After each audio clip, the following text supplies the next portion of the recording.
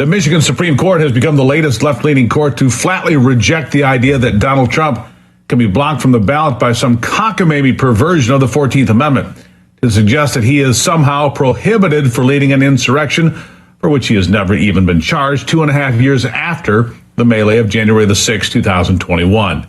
Now, the Michigan decision leaves Colorado as the only state to veer deep into the ditch and suggests that somehow the former president, who is now leading in all polls to be the Republican nominee for president and the odds-on favorite to win the 2024 presidential election in a walkaway, should somehow be blocked from the ballot.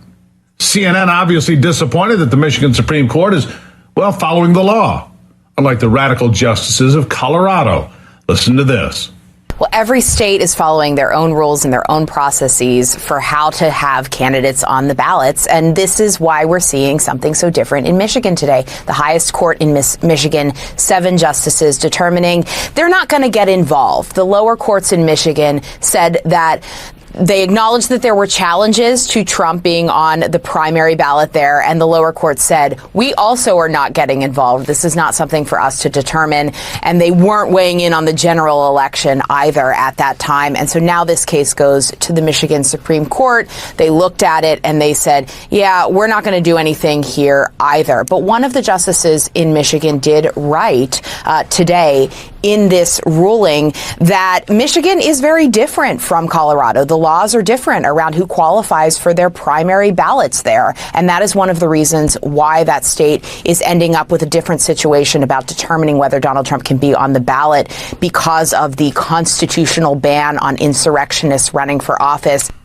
That's dishonest. Dishonest. It's about the 14th Amendment. That doesn't change from state to state, even though CNN wishes it would.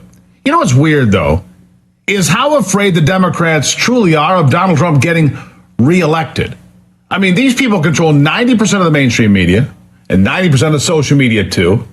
They've been on the warpath since the summer of 2015, telling everyone how evil and dangerous Donald Trump is. And short of flooding the world with mass mail-in ballots and a lot of questionable goings on in 2022, he would still be president today.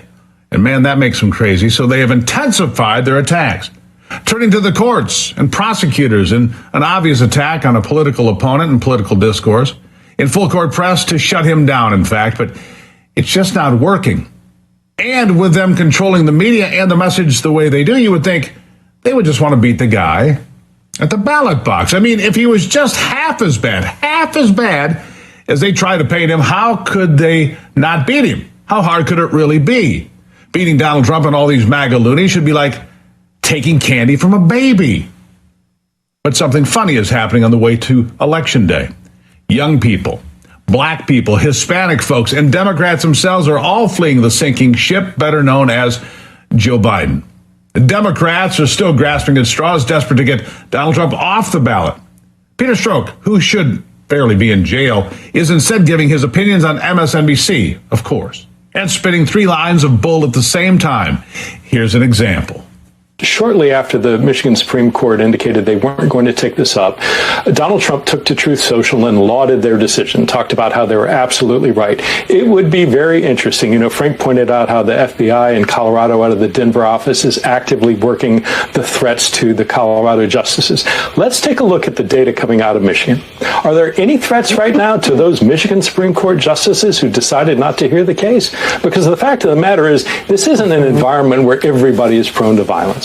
The fact of the matter is, this is an environment where adherents and supporters of the former president are engaging in threats of violence, and there's a comparative absence of any sort of like behavior on the side. You don't see supporters of Joe Biden going out and threatening Michigan Supreme Court justices. So my worry is that Donald Trump is not constraining any of his behavior. His words result in violent action. It isn't stopping. He is well aware of what's going on. And I think whatever we see coming out of the Supreme Court, they can't unwrite the 14th Amendment. Let me just go ahead and correct everything that he just said, because there is no truth that any Colorado Supreme Court justices have been threatened by anyone.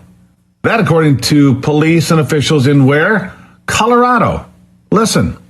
The Denver police did have to respond to what they said was a hoax report at one of the justices' residences. No specific threats to the justices in those forums, from what we understand. So no specific threats at this time that are requiring law enforcement to make arrests. Those are very non-specific threats at this time. There has also been generally law enforcement looking into the discussion about these justices on online forums, particularly some general discussion among extremists and people who are pro-Trump. Did you hear that? No specific threats. None. Yeah, so for Peter Strzok, another failed argument by a guy who ran dirty tricks against the former commander-in-chief, and like I said, should be in jail for his stunts, the ones he pulled to get his political side a win against the man that beat them. But I digress. Let's just call it for what it is. People know the country was stronger, safer, and more prosperous during President Donald Trump's time in office, and they want that back. Are you better off than you were 3 years ago? No is the resounding answer from millions of Americans.